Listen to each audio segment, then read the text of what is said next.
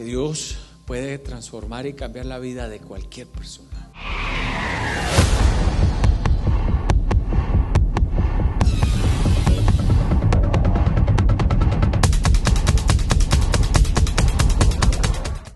Usted y yo podemos aparentar o querer aparentar las personas que somos, pero Dios sabe quiénes somos y Él vive con nosotros esa realidad de la vida que tenemos.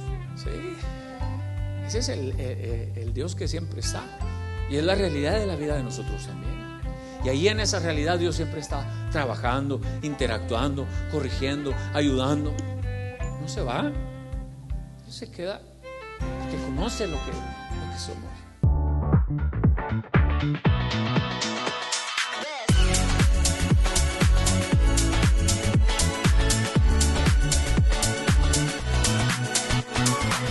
Colorado Springs veníamos compartiendo, les compartía a Roberto y a Denise mi testimonio de vida, ¿no? Algunas pequeñas partes, algunas historias de cómo Dios vino reconstruyendo mi vida pieza a pieza, etapa a etapa, y lo difícil que en muchas ocasiones mi vida ha sido y los retos que he tenido. Y cuando yo pienso en esas partes de mi vida, entonces llego a una sola conclusión: que Dios puede transformar y cambiar la vida de cualquier persona, que Dios puede usar la vida de cualquier persona. Cuando yo miro hacia atrás, yo digo: Señor, tenías mejores personas, tenías mejores historias, tenías mejores ambientes familiares. Señor, tenías personas con menos traumas. Señor, tenías personas con más dones, más capacidades.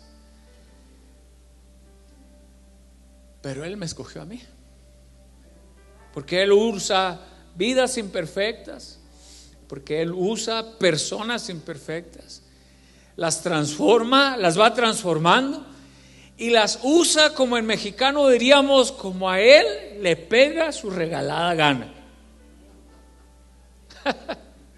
¿No es cierto? Agarra una vida descompuesta, de una familia descompuesta, y Él agarra y dice: mira, voy a comenzar a reconstruir, voy a comenzar a cambiar, y luego usa a Dios. Y Dios nos usa como Él quiere. Dios nos usa como Él quiere. Dios usa personas imperfectas. A veces creemos que hay que tener cualidades muy específicas para que Dios nos use. ¿No es cierto? A veces pensamos que hay que tener aquella personalidad o aquel nivel de conocimiento para que Dios nos use. No, Dios usa corazones dispuestos. Dios usa personas dispuestas. Dios usa corazones humildes. Eso es lo que Dios usa. Vayan conmigo a la escritura, a Mateo capítulo 1. Sigo predicando acerca de la genealogía de Jesús. Y hoy me voy a centrar en uno de esos personajes de la genealogía de Jesús, que es Abraham. Y si ustedes y yo leemos estas genealogías, tanto de Mateo como la de Lucas, es como que un poco aburrido leerlas, ¿no es cierto? De hecho, normalmente nos las brincamos, esas genealogías, y decimos: ¿qué? Esos nombres, muchos de ellos ni siquiera tienen sentido. Pero dice: libro de la genealogía de Jesucristo, hijo de David, hijo de Abraham. Y luego ahí vienen todos los nombres. Abraham engendró a Isaac, Isaac a Jacob, Jacob a Judá y a sus hermanos. Judá engendró con Tamar a Fares y a Serach, Fares a Esrón, Esrón a Aram. Aram engendró a Aminadab, Aminadab a Nazón, Nazón a Salmón, Salmón engendró a Rahab, con Rahab a Boz engendró con Ruth a Obed, y Obed a Jesse. Jesse engendró al rey David, y con la que fue mujer de Urías, el rey David engendró a Salomón. Salomón engendró a Roboán, Roboán a Abdías, Abías a Asa, Asa engendró a Josafat, Josafat a Jorán, Jorán a Usías, Usías engendró a Yotán, Yotán a Ahaz, Ahaz a Ezequías, Ezequías engendró a Manasés, Manasés a Amón, Amón a Josías. Un montón de nombres que uno dice: pues sabrá Dios quiénes eran todos esos. Pero hay ciertos nombres y ciertos personajes de esa lista que resaltan: Abraham, David, Rahab, Tamar. De hecho, aquí hay una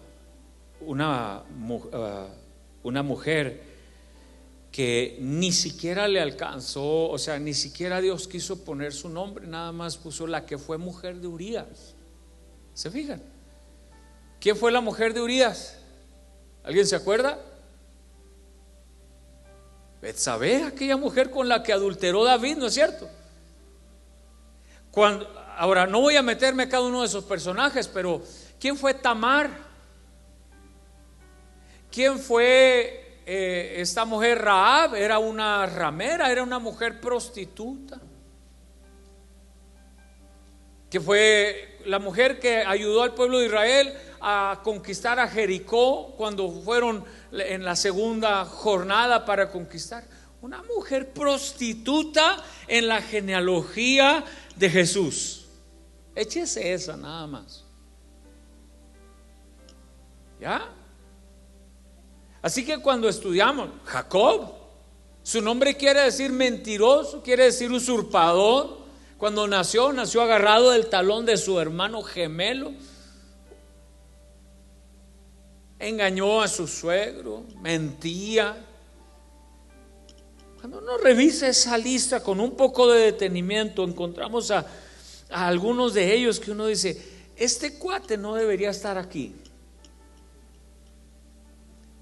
David, todos reconocemos a David, al rey de Israel, el más grande rey de Israel, el que derrotó a Goliat y cortó su cabeza y dijo: tú vienes contra mí en nombre con tu espada, con escudo, pero yo vengo a ti en nombre de Jehová de los ejércitos. Y wow, David, wow. Saúl mató a sus miles y David a sus 10,000. Wow, David.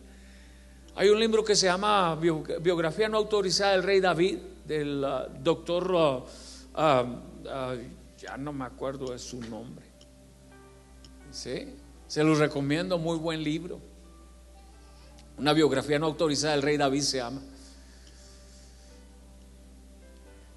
Y el doctor, ¿no se acuerdan ustedes?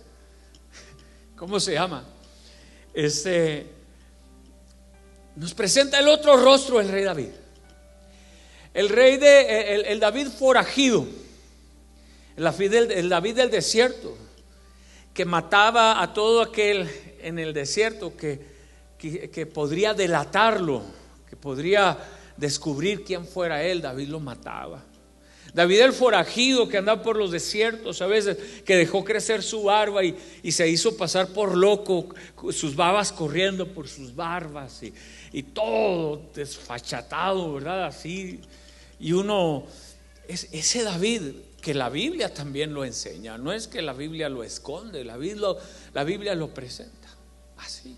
El David forajido, el David asesino, el David adúltero, el David que mandó matar al esposo de la mujer con la que él cometió adulterio. Y ahí está en la genealogía de Jesús. Ahí está.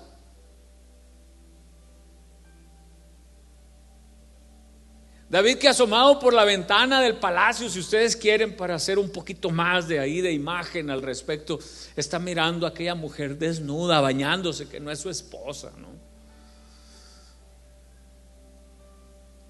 David, el que en su relación con sus hijos y aún con su esposa, fracasó. David entra danzando, ¿no? David entra danzando con el arca de la presencia de Dios con él y su esposa le dice: mira, qué ridículo te ves haciendo esas cosas, David. Oye, David, te ves bien vil, compórtate como lo que eres, el rey. Y David le dice: aún más vil me haré por causa de Jehová. Los hijos de David, Absalón, le quisieron quitar el trono. Cuando uno observa a esos hombres, están en la genealogía de Jesús. David, ahorita vamos con Abraham, Jacob, Judá. Judá no tiene muy buena reputación. Tamar se hizo pasar por una mujer prostituta y quedó embarazada de su suegro.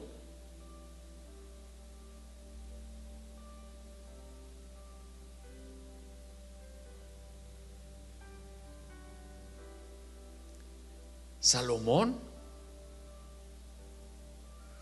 wow, Salomón escribió libros, escribió proverbios, Salomón escribió partes de la Biblia que nos asombran, Eclesiastés, Cantares, todo eso lo escribió Salomón.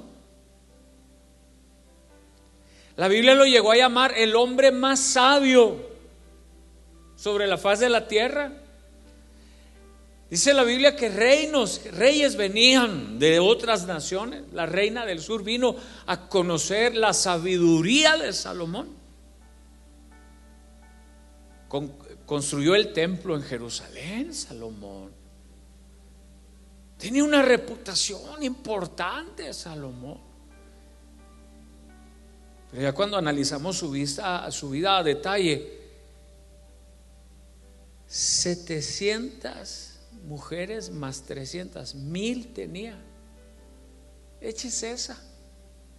Construyó altares a los dioses paganos, a los que adoraban sus esposas. Los construyó en los montes, en los lugares altos. Oficializó la idolatría, la adoración a dioses paganos. Salomón, el hombre sabio, y aquí está en la genealogía de Jesús. ¿Qué nos dice todo eso? Nos dice que Dios puede usar a personas imperfectas independientemente de su historia de vida. Y eso les decía yo ayer a los muchachos cuando veníamos viajando. Dios puede usar nuestra vida independientemente de nuestra historia de vida. Y esta no es una apología, no es una defensa del pecado de David por su adulterio. No es una defensa de la idolatría de Salomón. Esto no es una defensa de los errores que hayan cometido estos hombres en la historia de la Biblia. No estoy defendiendo los errores que intencionalmente una persona comete. Nomás estoy diciendo que Dios puede usar personas imperfectas con vidas imperfectas. Y Él las puede agarrar, esa vida, Dios la puede trabajar, Dios la puede moldear. Y dice aquí el libro de genealogía de Jesucristo, hijo de David, hijo de Abraham. Diga conmigo Abraham. Abraham, miren, la historia de Abraham, antes de ser un héroe de la fe, fue un hombre de debilidades. Creció en Babilonia adorando a dioses paganos. Creció en Babilonia. Hay una historia en un poema que se llama el poema de Gilgamesh, un poema de los babilonios, que se descubrieron tablillas donde se ha relatado la historia de Babilonia antes, ¿verdad? De los tiempos del pueblo de Israel. Y ahí en esa historia se relata que Abraham iba a ser quemado junto con otras personas que no quisieron ayudar a construir las torres que adoraban los babilónicos, o donde adoraban a los dioses babilónicos, mejor dicho. Cuando uno analiza la historia de Abraham, hermanos, uno sabe que es un hombre que tiene una historia de adoración a dioses paganos. Uno sabe que Abraham viene de una historia de una nación donde se adoraba a Marduk, el dios de los babilónicos. Uno sabe esa parte. Luego Dios lo llama, le dice: sal de tu tierra y de tu parentela a la tierra que yo te mostraré. Y Abraham viene. Cuando viene en el camino se muere su padre. Un gran golpe para la vida de Abraham. Un gran golpe para la vida de Abraham. Luego llega al área de la tierra prometida. Estoy hablando de la vida real, de la parte de la vida real de Abraham, no de esa parte que lo conocemos como el padre de la fe, el amigo de Dios. Estoy hablando del Abraham que tiene una vida. Y ahí es donde entramos nosotros, porque tenemos una vida. Servimos a Dios, adoramos a Dios, vivimos para Dios, pero tenemos una vida. Y esa vida cuenta la realidad de lo que nosotros somos, ¿o no? Eso cuenta, nuestra vida cuenta la realidad de lo que somos. Abraham llega a la tierra prometida. Abraham recibe una promesa de parte de Dios: te voy a dar un hijo, y tu descendencia será como la arena del mar, como las estrellas de los cielos. ¿Las puedes contar? No, así será tu descendencia, Abraham. Pero no le llega la promesa. 25 años esperando la promesa. Esa es la realidad de la vida de Abraham. Esa es la realidad de la vida de Abraham. Y es la realidad de la vida de nosotros también. Y ahí en esa realidad Dios siempre está trabajando, interactuando, corrigiendo, ayudando. No se va, no se queda, porque conoce lo que somos.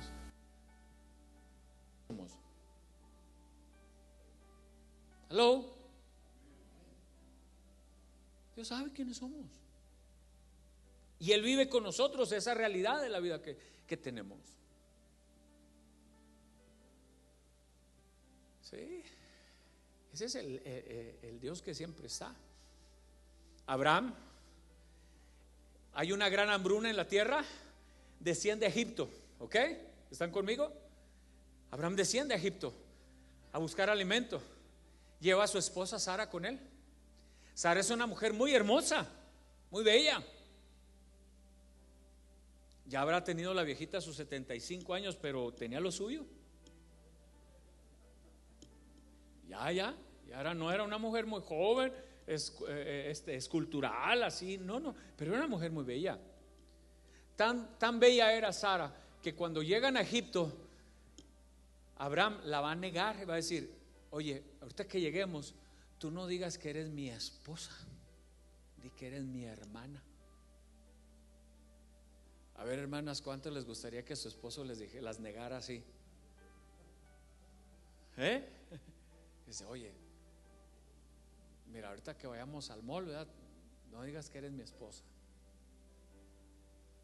Abraham está viviendo la vida real.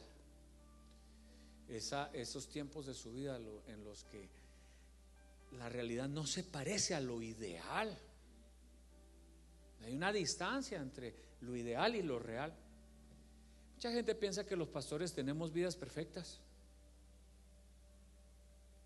No. Mucha gente idealiza al pastor, ¿verdad? Idealiza la vida del pastor, idealiza la familia del pastor, idealiza así como que no. Wow. Yo creo que el pastor amanece flotando en las nubes así. No, así como que flotando con una aureola de santidad. Y yo creo, no, hay realidades. Una cosa es lo ideal y otra cosa es lo real. Y Abraham vive lo real. ¿Cuál es la realidad de Abraham? Pues que allá está negando a la esposa. Y luego dice: no es tu esposa. No, el faraón de Egipto. ¿Con que no es tu esposa? No, esto es mi hermana. Ándale, cuñado. Mira, este arroz ya se coció. Y agarra a la esposa de Abraham y se la lleva con él para acostarse con la esposa de Abraham, con Sara. Solo que Dios no lo permite y vienen plagas y vienen a Faraón y a su familia, hasta que Faraón se da cuenta y dice: es que y va y le dice a Abraham: ¿por qué me dijiste que era que no me dijiste que era tu esposa, que era tu hermana? Y le dice: ups, my bad. ¿Sí? Mintiendo Abraham. Ahora, ¿se parece a la realidad, de lo ideal a lo real? No se parece, hermanos. Porque Abraham, una cosa es idealizar la vida de Abraham, otra cosa es caminar con él la realidad de su vida. De ahí sale, regresa a la tierra prometida y luego comienza la otra jornada de Abraham. ¿Me avanzas, hija, por favor? Dudó de la promesa. Sí, uno antes. Deja los 3 de arriba nada más. Ahí. Dudó de la promesa y se adelantó al plan divino, engendrando a Ismael con Agar. Dios le había dado la promesa: Abraham, tu hijo va a nacer de tu esposa Sara. Pero pasaron los años y no pasó nada. No pasó nada. Sara le dice: oye, a lo mejor no va a ser conmigo, a lo mejor va a ser con mi sierva Agar, porque era costumbre, era algo cultural, que si una mujer no podía tener hijos, entonces el esposo, con el permiso de la esposa, claro, hermanas, no andan dando esa clase de permisos, por favor. Con el permiso de la esposa, podía embarazar a una de las criadas de la esposa, y al dar a luz el bebé se ponía en los brazos de la ama, y entonces se consideraba hijo en este caso de Sara. Y entonces Sara le dice a Abraham: mira, a lo mejor no es conmigo, acuéstate con mi sierva Agar.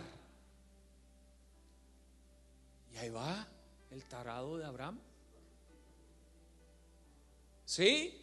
Ahí va a acostarse con Agar porque dudó de que la promesa de Dios podía venir a través de Sara. Y se acuesta, embaraza a Agar. Y luego vienen las consecuencias, porque después de eso va a salir embarazada Sara y van a nacer Isaac, y luego Isaac y Ismael no se van a entender, no se quieren, Ismael e Isaac. Ismael molesta y persigue a Isaac. Y desde entonces, fíjense, nació el conflicto entre árabes y hebreos y judíos. Desde entonces está. Eso de que se andan aventando bombas y todo eso no nació ayer, hermano. Eso de que a Israel no lo quieren, no. Lo que pasa es que los hijos de Ismael, la descendencia de Ismael, son los países árabes, y la descendencia de Isaac es el pueblo de Israel. Desde allá viene la situación de diferencias y conflictos entre árabes y judíos, desde el tiempo de Abraham. Desde allá, esa era la realidad de Abraham. Un hombre con una vida imperfecta. Y luego viene la otra realidad en la que Dios le dice: dame a tu hijo Isaac.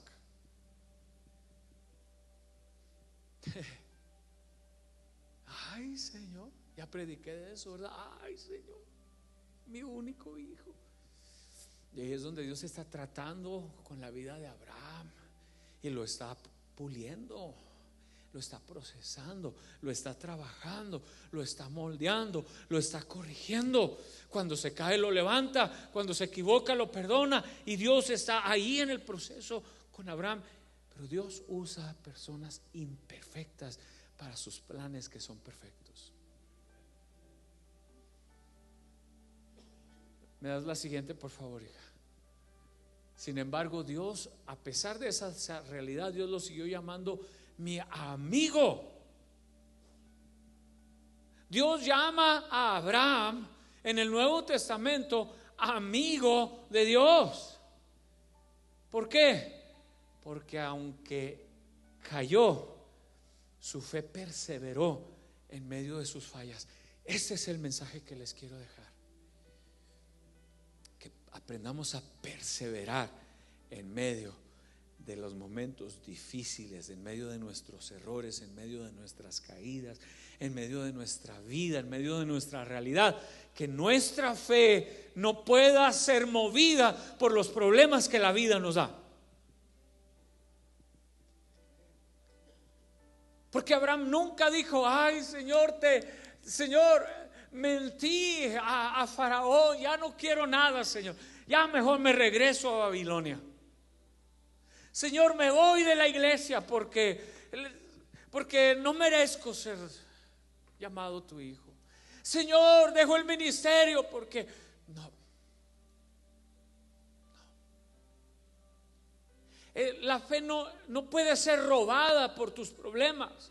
Tu fe no puede ser robada por tus crisis. Tu fe no debe ser robada. Tienes que aprender a permanecer, a caminar en fe, aunque tu vida no se parezca a lo ideal. Tienes que aprender a seguir. Miren lo que dice la siguiente pantalla: la fe no consiste en nunca fallar, sino en seguir confiando en Dios, incluso después de haber fallado. A ver cuántos honestos tenemos aquí, cuántos se atreven a levantar su mano para reconocer que de una forma o de otra le has fallado a Dios. Levanta tu mano. Bueno, la fe en Dios no consiste en que nunca vas a fallar, y consiste en que vas a seguir confiando en Dios aún después de haber fallado. Alguien le da gloria a Dios por eso en este día. Y repito, no es una apología del pecado, no es una defensa pues de los errores del ser humano. Estoy diciendo nada más: nunca te rindas. La fe bíblica no es una emoción pasajera ni un sistema moral perfecto. Es una orientación existencial del alma hacia lo eterno. Lo voy a leer una vez más, y aquí está en su pantalla. La fe, por favor, hija, la siguiente. La fe bíblica no es una emoción pasajera ni un sistema moral perfecto. No es un sistema moral perfecto. No porque eres un hombre o una mujer de fe significa que el mundo alrededor de tu vida es perfecto. No lo es. Vivir en la fe cristiana, vivir en la fe de la palabra de Dios, no es un sistema moral perfecto. Mucha gente se asusta y se escandaliza porque alguien de la iglesia falla, porque alguien de la iglesia no se comporta a la altura del cristianismo, porque alguien de la iglesia no representa los valores que Cristo representaba, y se escandalizan y se rasgan las vestiduras hasta que les toca a ellos fallar.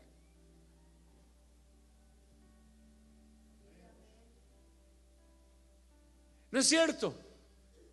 Hay gente que habla en contra del divorcio con toda la violencia con la que puede hablar, hasta que un hijo se le divorcia.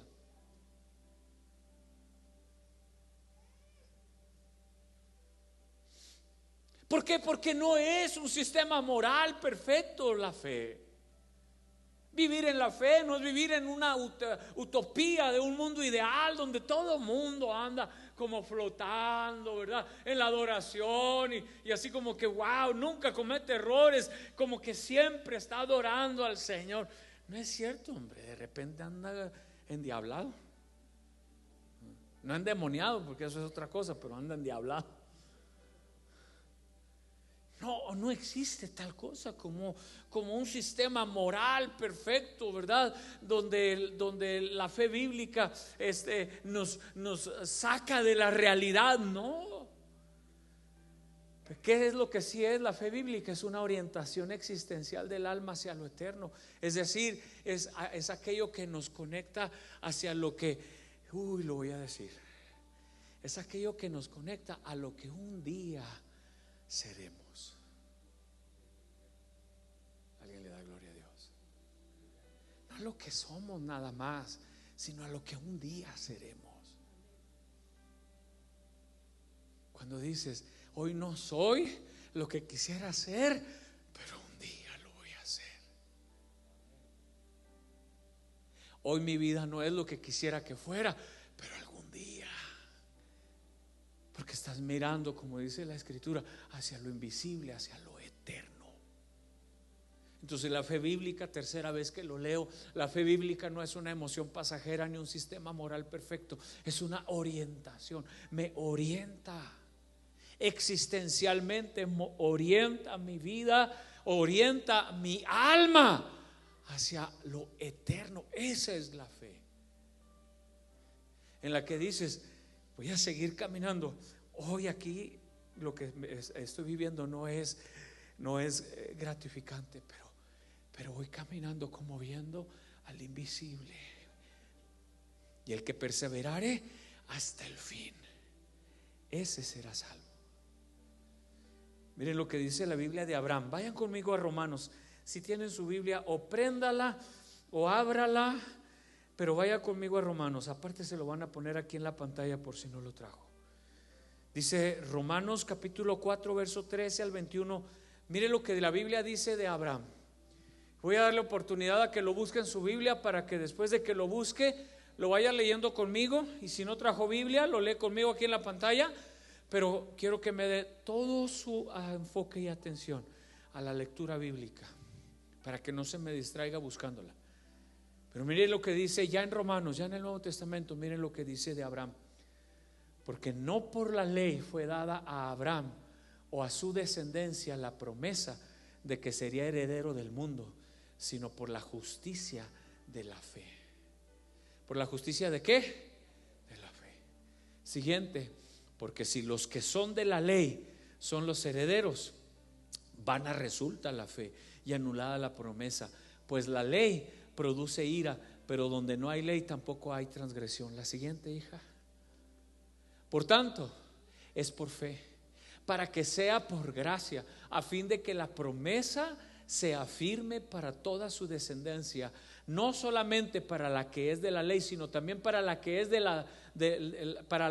la fe de Abraham, el cual es padre de todos nosotros, como está escrito: te he puesto por padre de muchas gentes delante de Dios, a quien creyó, el cual da vida a los muertos y llama a las cosas que no son como si fuesen. Miren, verso 18, lo marqué en negritas.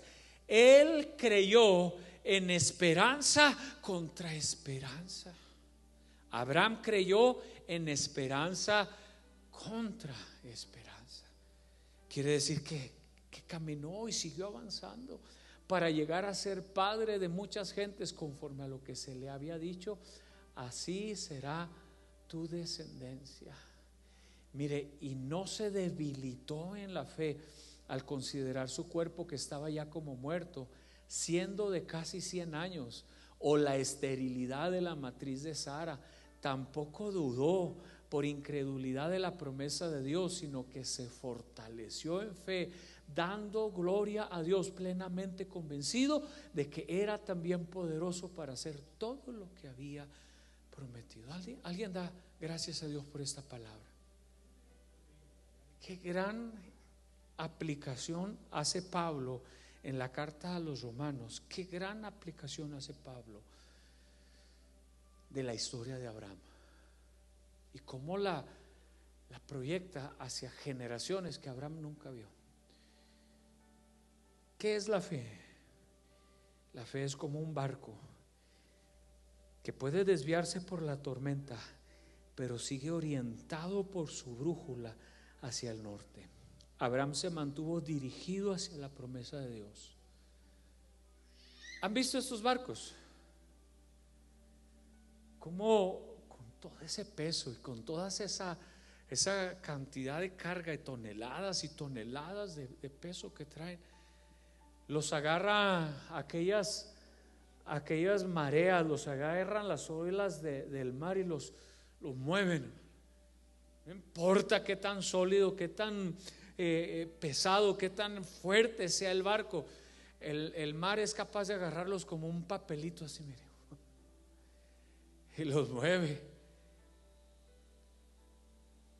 Pero mientras no se hundan esos barcos, aunque una tormenta venga y los mueva y los arrastre, los voltee para allá, ellos saben para dónde sigue quedando el norte, y ellos saben exactamente para dónde van. Esa es la fe. Que tú, a pesar de que las tormentas de la vida, a pesar de las crisis de la vida te quieran arrastrar de un lugar a otro, tú sepas a quién estás sirviendo, a quién estás adorando, a quién estás mirando, hacia dónde estás caminando, y te mantengas firme como Abraham. Por eso Jesús aparece en la genealogía, por eso Abraham aparece en la genealogía de Jesús, porque Abraham se mantuvo firme en su fe, mirando hacia Dios. Dios se encargó de hacer lo que Dios quería hacer con su vida y con sus generaciones. Abraham no tuvo la bendición de conocer a Jacob. Abraham no tuvo la bendición de conocer a José. Abraham no tuvo la bendición de conocer a aquellas otras generaciones. Pero mientras él estuvo en vida, él se mantuvo firme en la fe que Dios le había dado. Les cuento esta historia y con esto termino. Se llama Isaac Perlman, un hombre que nació alrededor del año 1945 en Tel Aviv, en Israel. A los 4 años le dio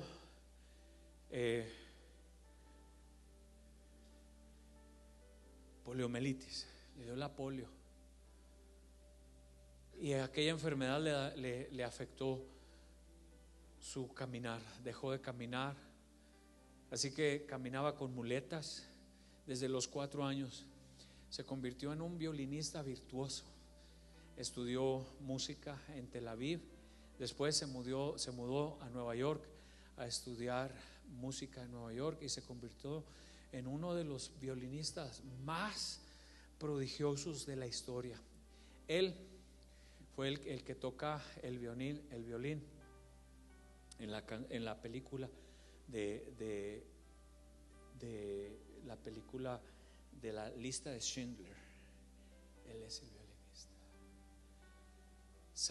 Podía sacarle al violín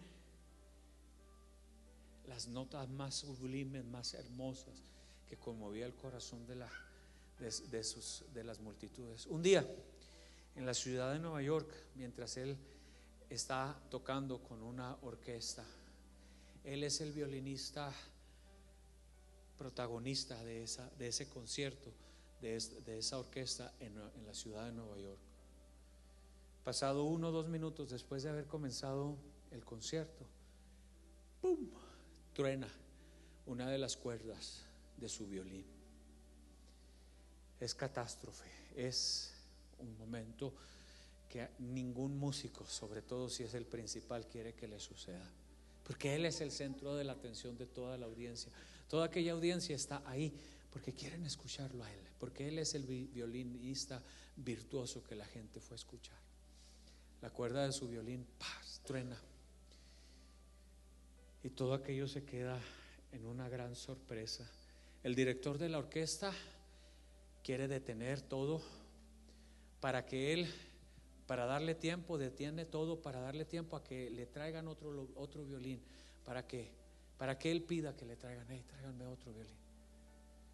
Pero aquel hombre dice: no, vamos a seguir. Y comienza a tocar solamente con 3 cuerdas. Empezar a buscar las notas que había perdido en la cuerda que se le rompió, las empezó a buscar en las otras 3 notas que le quedaban a su violín.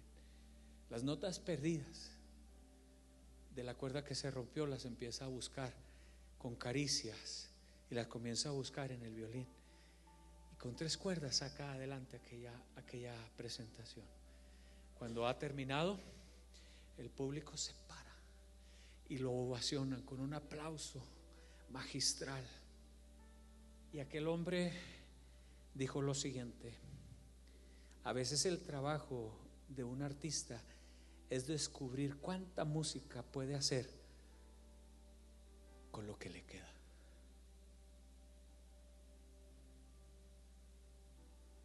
Y a veces así nos pasa a nosotros en la vida. A veces se nos rompe una cuerda. A veces la vida nos niega la felicidad. A veces viene la vida y te da la espalda. A veces vienen los problemas y te dicen que no vas a poder. Pero este hombre dijo: a veces el trabajo de un artista, vamos a cambiar la palabra artista, a veces el trabajo de una persona es descubrir cuánta música puede hacer con lo que le queda.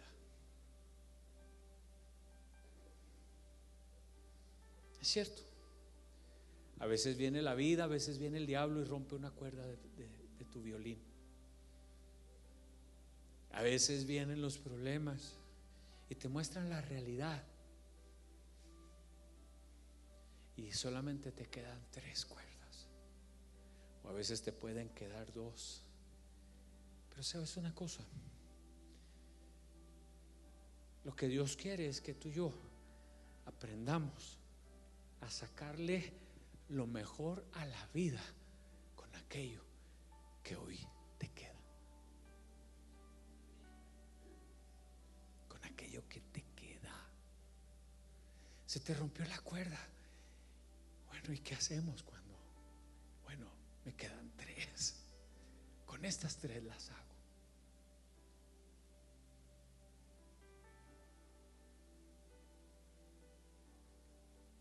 Mi economía no va bien, ok, a lo mejor no va bien, pero es cuando dices, la voy a sacar adelante con lo que me queda, ni modo. Pase lo que pase, la voy a sacar adelante con lo que me queda. Me hubiera gustado que no se rompiera la cuerda, pero voy a sacar mi vida adelante con lo que me quede. Y con las fuerzas que te quedan, sigues luchando. Y con el poco ánimo que te queda de la vida, sigues esforzándote. Con lo poco que la vida te deje, te levantas el rostro y sigues caminando y sigues luchando, mirando al invisible, porque Dios se va a encargar del resto de tu vida si tú te atreves a seguir caminando con lo que te quede. Te dé la vida lo que querías o no, responda a Dios a tus oraciones o no, recibas respuesta a tus peticiones o no, que te mantengas mirando hacia lo invisible y siguiendo tocando tu violín, buscando las mejores notas. Me dejó el esposo, me dejó la esposa, pero le sigo buscando las notas al violín. Perdí el trabajo, pero sigo buscando las mejores notas al violín. La vida de mis hijos no es lo que yo quería, lo que yo esperaba, pero le sigues buscando las mejores notas al violín, mirando a lo invisible, no fijándote en la cuerda que perdiste, sino buscando las notas en el violín de tu vida, de lo que te quedó. Quieren ponerse sobre sus pies. De Abraham aprendemos, querida iglesia, que la vida es imperfecta, que las personas son imperfectas, que el mundo es imperfecto, que la familia es imperfecta, que el ministerio es imperfecto. Y de Abraham aprendemos que tenemos que aprender a seguir tocando y buscando las mejores notas de la vida con las 3 cuerdas que te quedan. Cierra tus ojos por un momento ahí y quiero que pienses sobre la realidad de tu vida. ¿Cómo es? Se salió de lo ideal seguramente. Ha habido etapas, ha habido momentos en los que no ha sido lo que tú querías que fuera. Se rompió una cuerda, se rompió un momento que soñaste que nunca llegaría, pero llegó y rompió esa cuerda.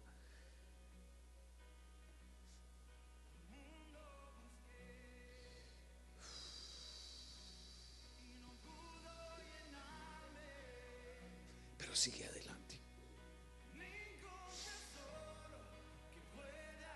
Pon un pie delante del otro y sigue adelante.